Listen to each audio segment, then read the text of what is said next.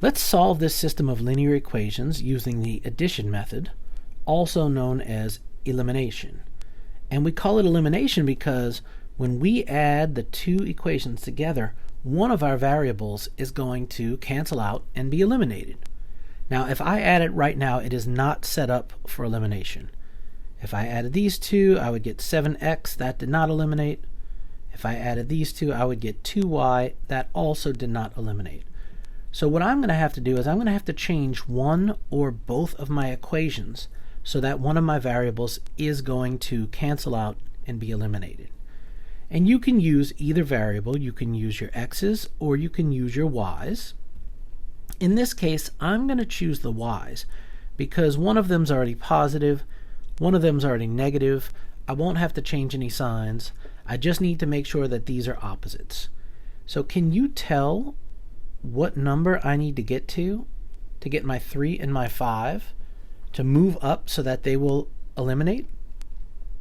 Well, we're looking for the least common multiple, which in this case is 15.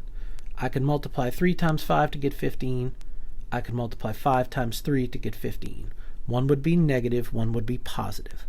So that's what I'm going to do. Let's multiply my top equation by 5. Okay? Everything times 5.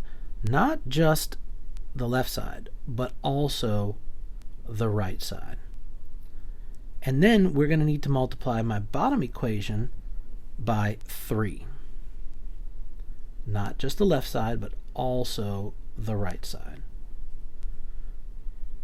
So let's do that. We're going to move over. We'll have our new system over here, our modified system, and let's see what we're going to get. All right, the top equation. 5 times 2x is going to give me 10x. 5 times a minus 3y, that's going to be minus 15y. And then don't forget the right-hand side. 5 times 9 is going to be equals 45. Now the bottom equation is going to be 3 times 5x, that's 15x. And then I have 3 times 5y plus 15y equals 3 times 10, 30. And now my modified system is ready for one of my variables to be eliminated. So let's go ahead, let's add these two equations together. They're stacked up right on top of each other. 10x plus 15x is 25x.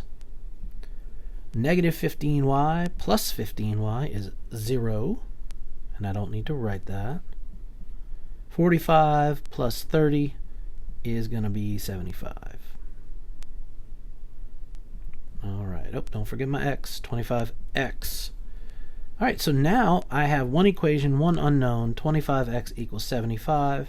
One step to solve that, get the grumpy old x by himself, divide both sides by 25. Oh, I get such a nice number. Look at this. X equals 3. I like it when I get a nice integer like that.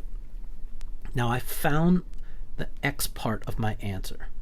Okay, these two lines, when they cross, they're going to have an x value and a y value. And the x part is 3. Okay, this is alphabetical. X comes before y. I like to write them up there so I don't make a mistake and put that number in the wrong place. So x is 3, and that's where I'm going to put it right there in my answer. X is 3. To find y, I could plug this 3 into any one of my equations with an x. I could plug it in here. I could plug it in here. I could even plug it in here or here. I am going to plug it in to the bottom equation. Okay, 5x plus 5y equals 10.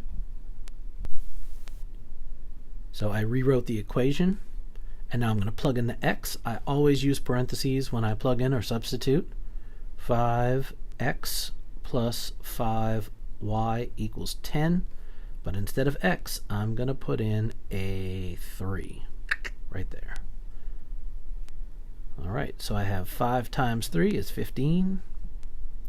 drop down the plus 5y, drop down the equals, drop down the 10.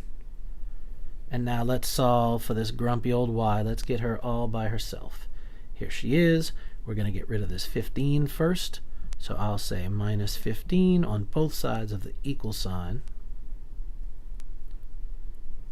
15 minus 15 is gone.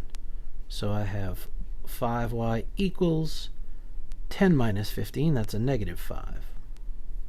One more step to get her by herself. She is multiplied times 5, so I will divide both sides by 5. And y is going to equal a negative 1. All right, pretty nice. So my answer is 3, negative 1. It appears that these two lines will cross at only one point, and that point that they share is 3, negative 1. It is an ordered pair.